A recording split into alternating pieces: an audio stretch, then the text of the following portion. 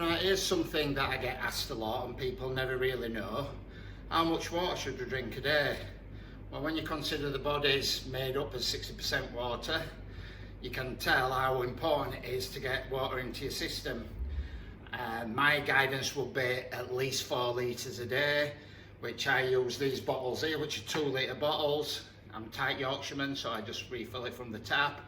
But I'm looking at, I know that I'm going to consume at least 2 of these a day. The way to do that is by keeping water close by.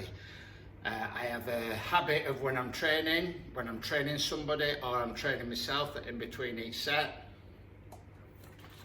just a gulp of water. That's part of my habitual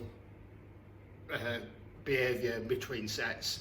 So I know that when I'm at work, my water intake is quite consistent because I'm either training somebody or training myself. Now when I'm at home, it's a little bit harder to do that because I haven't got that habit. So I need to have water by my side and I have to consciously drink. And sometimes it means setting alarms on my watches just to make sure that I get that water in there.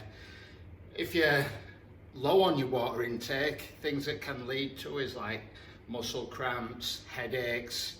One of the first things you should do with if you get a headache is make sure that your water's on point. Any sort of dehydration does lead to those cramps. And water helps with the digestion process. So if you're eating foods and you're not drinking enough fluids, your digestive system will not work as efficiently. So that's why you hear people say, have a glass of water between each meal. It clears your digestive tract and helps you absorb nutrition far easier. So you can see now, just with the basics there that I've covered, that water is very important to have a reasonable intake, and it's one of the easiest things to miss out on. So be mindful, log your water down. At the moment, if you find that your water level is too low, try and just add a bottle a day, a small bottle of 500 ml, and slowly build it up. Don't just go from 1 litre up to 4 litres. You'll find that you're spending a lot of time going backwards and forwards to the toilet.